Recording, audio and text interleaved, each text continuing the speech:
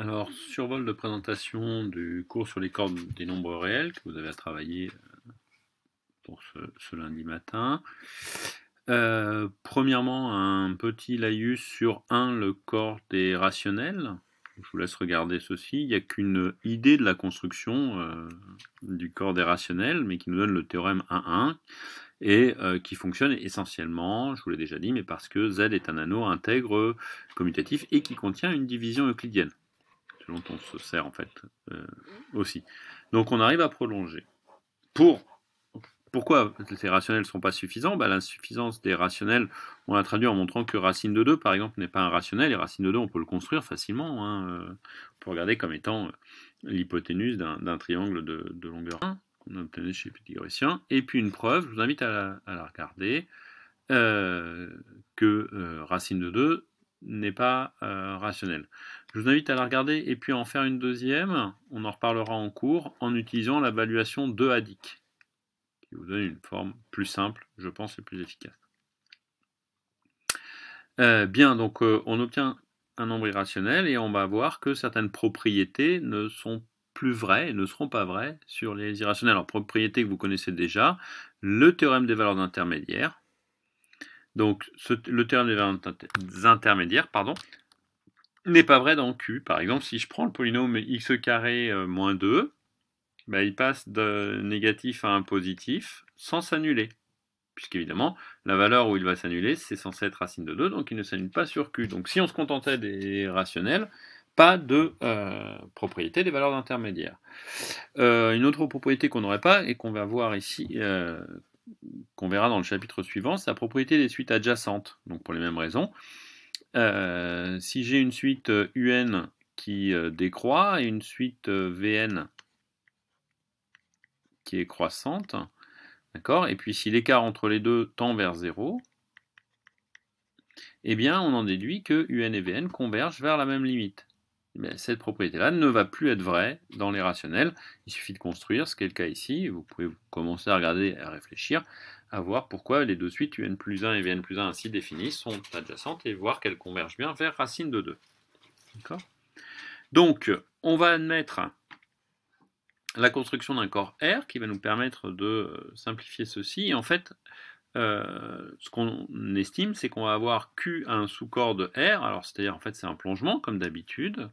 D'accord ? Donc, R muni les lois plus et les lois multipliées. R possède une relation d'ordre total compatible avec les lois plus et multipliées, c'est-à-dire qu'on a les relations habituelles sur la multiplication, ça n'a rien d'évident, et l'addition. Et puis enfin, on a une propriété de la borne supérieure, c'est-à-dire que toute partie majeure et non vide admet une borne supérieure. Alors la borne supérieure, on l'a déjà vue, borne supérieure, borne inférieure, c'est l'occasion de le revoir, et c'est le chapitre, le paragraphe important, et le plus difficile probablement de ce chapitre. Donc je vous laisse le lire, je vous referai une petite vidéo en plus, spécifiquement sur la borne supérieure, pour en redire quelques propriétés, puis on en parlera en cours évidemment. D'accord ? Donc tout le paragraphe 2 est consacré à quelques mots d'étude sur cette borne supérieure. Une première caractérisation en epsilon va apparaître de la borne supérieure, on en parlera et fera quelques dessins dessus. Troisièmement, alors ça on l'a déjà vu, la valeur absolue, on l'a déjà construite, c'est l'occasion de la reconstruire, avec des erreurs classiques et stupides, je vous laisse le lire. Quatrièmement, une fois qu'on a les valeurs absolues, les intervalles de R bar. Alors R bar c'est quoi? C'est R auquel on ajoute plus et moins l'infini, qui sont des objets. Simplement, on définit. Donc c'est juste une façon d'écrire qui nous sera pratique pour écrire les limites. Et on définit donc les intervalles de R comme étant l'ensemble des sous-ensembles de R qui sont d'une de ces 9 formes-là. D'accord? Semi-ouvert, à droite, à gauche, etc. etc. Donc, une fois qu'on a toutes ces formes ouvertes, semi-ouvertes, d'accord, alors je dis 9, ça dépend, et ici on n'en voit que 4, mais si à chaque fois je considère que A et B peuvent être plus et moins l'infini, ça nous en rajoute.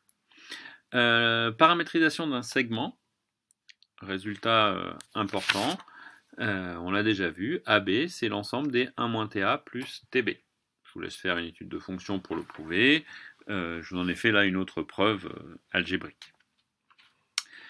Propriété de convexité, alors une partie convexe si pour tout A et B, AB est inclus dans A, on en a déjà parlé, et en fait on a la propriété que les convexes de R sont exactement les intervalles. Et cette propriété, vous regarderez la preuve, découle de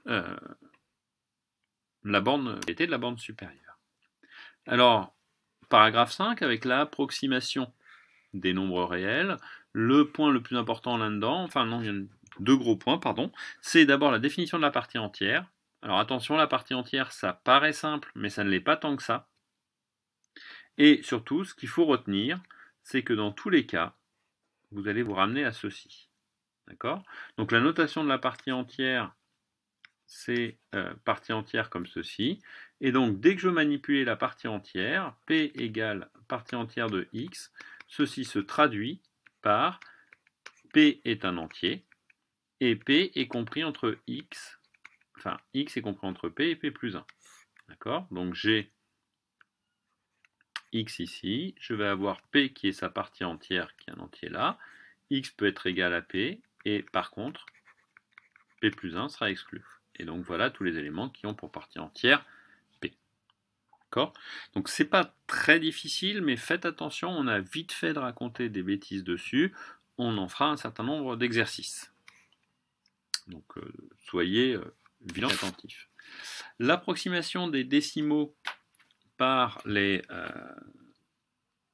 des réels par les valeurs décimales approchées, où l'on retrouve cette propriété en prenant les parties entières de 10 puissance n, on obtient qu'on a des rationnels, donc même des décimaux, qui approchent n'importe quel réel x à 10-n près, par défaut, par excès. Et donc, l'autre point important, première fois on va voir ça en point de vue de topologie, qu'est-ce qu'un ensemble dense dans R? Alors on dira qu'une partie est dense dans R si pour tout élément xy dans R, A, alors non pas union, attention là il y a une erreur, c'est A intersecté avec xy est non vide.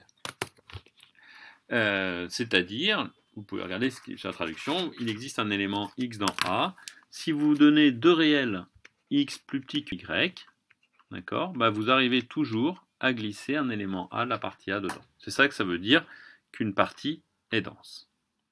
Et donc, vérifier et faire la preuve que les ensembles à la fois Q et R privé de Q sont denses dans R. Théorème qui n'est pas directement au programme, donc qui sera plutôt pour nous un exercice, mais un exercice important et à avoir vu, notamment si vous visez les classes étoilées. Un sous-groupe de R+, est soit dense, soit de la forme AZ, c'est-à-dire l'ensemble des AP, tel que A est dans R. Enfin, une dernière section beaucoup plus rapide pour ce que sont les ensembles de nombres et puis voir une vraie différence de R par rapport à Q et le comprendre un petit peu. On va dire qu'un ensemble est dénombrable s'il existe une bijection de A sur N, et donc entre A et N, pardon. On aura en particulier que l'ensemble Z est dénombrable, je l'ai prouvé. Une petite propriété, alors si A est dénombrable et si B est une partie de A, alors B est fini ou dénombrable, c'est-à-dire que B inclus dans A implique B dénombrable ou fini.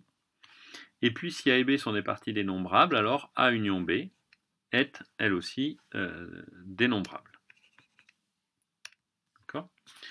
Propriétés qui vont nous permettre de démontrer que Q est dénombrable et ensuite que R n'est pas dénombrable. Alors je vais donner une première preuve ici, et je vous invite à aller regarder si vous voulez une autre preuve dans les feuilles d'exercice, dans les exercices supplémentaires des propriétés sur le nombre réel. Une preuve assez jolie mais assez compliquée par le procédé diagonal de Cantor. D'accord ? Donc le fait que R n'est pas dénombrable, c'est un résultat que vous n'êtes pas forcé de savoir redémontrer. En revanche, vous devez le connaître, et ça fait partie des très jolis théorèmes que nous verrons cette année.